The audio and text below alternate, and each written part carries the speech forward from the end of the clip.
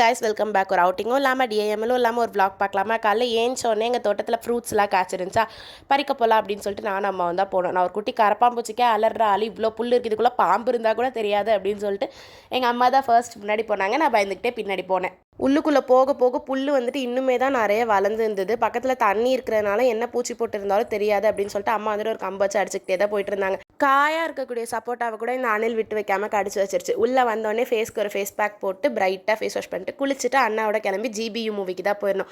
First டேவே போயிருந்தோமா. So ஃபேன்ஸோட celebration எல்லாமே ரொம்ப ரொம்ப சூப்பராக இருந்தது. எல்லாரோட ஆக்டிங்குமே பர்சனலி எனக்கு ரொம்ப பிடிச்சிருந்துச்சு. உங்களுக்கு வயலன்ஸ் ரொம்ப பிடிக்கும் அப்படின்னா நீங்கள் 100% மூவி வந்துட்டு பார்க்கலாம்.